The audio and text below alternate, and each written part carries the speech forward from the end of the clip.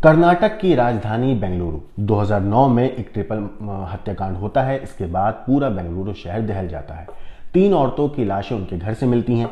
कत्ल बेरहमी से किया गया था। पुलिस भी एक बार कातिल का सुराग ढूंढने में नाकामयाब लग रही थी। साउथ बेंगलुरु में मर्डर के बाद आरोपी ने कोई भी सुराग नहीं छोड़ा था जिससे उसका पता लग सके। इस ट्रिपल हत्याकांड से तकरीबन 10 दिन पहले एक बुजुर्ग दंपत्ति की भी हत्या हुई थी बेरहमी से। लगातार मामले सामने आ रहे थे। कानून व्यवस्था पर सवाल उठ रहे थे। 80 साल की महिला, उसकी बहू और बेटी को आखिर किसने मारा, इसकी जांच के लिए एक विशेष टीम भी बनाई गई थी। पुलिस लगातार जांच करती रही, लेकिन फिर कातिल की एक गलती ने पुलिस को उस तक पहुंचा दिया, क्योंकि कातिल ने बस एक गलती कर दी थी, और वो थी कि कत्ल के बाद आरोपी ने जिस महिला का मर्डर किया था उसका मोबाइल फोन वो अपने साथ ले गया था, जिससे उसका सुराग लग गया।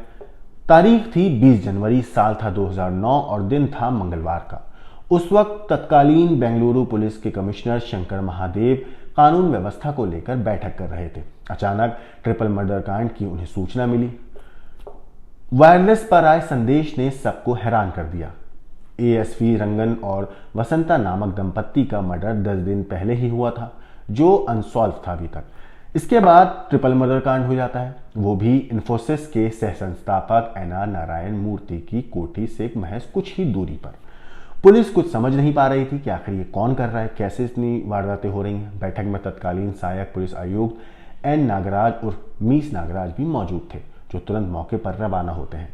नागराज जो है जब मौके पर पहुंचे तब वहां पे भीड़ मौजूद थी। जैसे तैसे स्थिति को काबू में लिया गया और सबूत जुटाए गए, लेकिन कुछ ऐसा नहीं मिला जिससे कातिल का सुराग पता चल सके। 80 साल की सत्यभामा, उनकी बेटी 58 साल की विजयलक्ष्मी और 45 साल की बहू जयश्री की बेरहमी से गला दबाकर हत्या कर दी गई थी। सिर पर नारियल से वार के निशान भी मिले थे। सत्यभामा के बेटे की हाल ही में मौत का भी पुलिस को पता चला था। जयश्री का एक 13 साल का बेटा उस वक्त स्कूल गया हुआ था। पुलिस ने जांच की तो पता लगा कि Jayashree national textile corporation limited में काम करती थी, लेकिन हाल ही में जॉब उन्होंने छोड़ दी थी। अब राजधानी की किसी निजी फर्म में वो नौकरी करने लगी थी। वहीं विजयलक्ष्मी जो थी वो किसी निजी स्कूल में टीचर थी। घर का सारा सामान बिखरा था। लूट के लिए हत्या का मामला पुलिस को लग रहा था पहली नजर में। नागराज के मुताबिक पुलिस को सुराग नहीं मिला। पुलिस ने मामले में एक नौकरानी से भी पूछताछ करी थी, लेकिन उस नौकरानी को मैं आपको बता दूं हाल ही में परिवार ने नौकरी पर रखा था, लेकिन जब उससे भी पूछताछ हुई तो कोई सुराग नहीं मिला। बाद में पुलिस को कागज पर लिखा एक नंबर मिलता है। यहाँ ये एक ऐसे व्यक्ति का था जो उस परिवार से हाल ही में मिलने आया था। इस व्यक्ति ने बताया कि जब परिवार से मिलकर वो जाने लगा तब एक अनजान शख्स आया था, और पुलिस ने फिर जांच की तो पता लगा कि जयश्री का फोन गायब है। इसके बाद तत्कालीन सब इंस्पेक्टर जो थे उस वक्त सी निरंजन कुमार जो है एक टेक्निकल एक्सपर्ट भी थे। उन्होंने फोन ऑन होते ही कातिल का सुराग लगा लिया था। अब आरोपी मैसूर बैंक के पास था। जब मोबाइल की पूरी डिटेल निकाली गई, लोकेशन पता गया, तो पता चला कि वो मैसूर के जो बैंक है उसके आसपास ही मोबाइल ऑन हुआ है। उसने जयश्री का सिम निकाला, अपना डाला था। पुलिस ने शिवमगुआ जिले के भद्रावती तालुक के कलंकेट गांव के 26 साल के गोविंद राज को अरेस्ट करके मामला सुलझाया था। आरोपी हत्या के बाद पिनिया में अपने दोस्त के घर चला गया था। अगले दिन अपने पैतृक गांव जाकर वहां लूटे गए सोने के गहने गिरवी रखे थे उसने। इसके बाद शिवमोगा में कुछ दिन बिताने के बाद आरोपी कन्नाड़ जिले के कटेल चला गया। बाद में पुलिस को काफी दिन वो इधर उधर भटकाता रहा। जब उसे कटील से दबोचा गया वो मुंबई भागने की फिराक में था। जब इस पूरे मामले में तीनों की पोस्टमार्टम रिपोर्ट आई मरने वालों की, तो पोस्टमार्टम रिपोर्ट के अनुसार आरोपी ने सिर्फ 10 मिनट में 3 मर्डर किए थे। आरोपी गोविंद राज चाट बनाने में माहिर था, जो तिलक नगर में मंदिर के पास पड़ते एक रेस्टोरेंट में काम करता था। वो यहाँ रेस्टोरेंट में जयश्री के दफ्तर के पास था। उसकी गोविंद राज से थोड़ी नजदीकी हो गई थी। नागराज घर आया तब जयश्री सोने गई थी। सत्यभामा सोने वाली थी। गोविंद ने पहले उसका गला घोटा, फिर सिर पर नारियल से वार किया। बाद में उसी तरीके से उसने जयश्री का मर्डर किया। इसके बाद आरोपी ने अलमारी से साड़ियां और गहने इकट्ठा करे।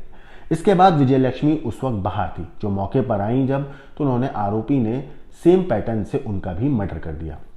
बाद में वो तकरीबन 10 लाख के गहने लेकर वहां से फरार हो जाता है। पुलिस ने मामले में 52 गवाह और 123 सबूत कोर्ट में पेश किए थे। इसके बाद 21 जुलाई 2014 को बेंगलुरु की एक फास्ट ट्रैक कोर्ट ने आरोपी को मौत की सजा सुनाई थी। ये मामला एक ऐसा था जिसने सबको साउथ बेंगलुरु में हिला कर रख दिया था। किसी को उम्मीद नहीं थी कि इतनी बेरहमी से कोई किसी का कत्ल कर सकता है और कोई सुराग नहीं था।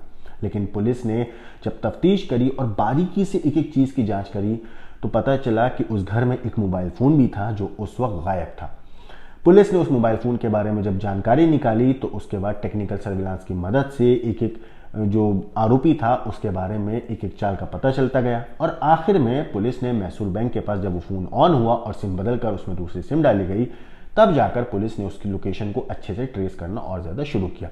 और आखिर में पुलिस ने जब आरोपी को पकड़ा तो शुरुआत में आरोपी ने अपने गुनाह को नहीं माना, लेकिन जैसे जैसे पुलिस ने उससे पूछताछ करी और सबूत पेश करते गए आखिर में जाके उसने सारे अपने गुनाह को कबूल कर लिया और उसने बताया किस तरीके से बेरहमी से उसने एक एक करके 10 मिनट में 3 लोगों की हत्या करी थी। फिलहाल इस पूरे मामले पर जो भी अपडेट आएगी हम आपको ज़रूर बताएंगे। इस शख्स को मौत की सज़ा हुई है लेकिन अभी तक ये मामला पेंडिंग है। सज़ा कब होती है ये सामने आएगा तो हम आपको ज़रूर बताएंगे। बाकी इस पूरी मर्डर मिस्ट्री के ऊपर आपका क्या कहना है, क्या सोचना है, हमें कमेंट करके ज़रूर बताइएगा। लेकिन देश और दुनिया की क्राइम की खबरों के लिए देखते रहिए क्राइम तक।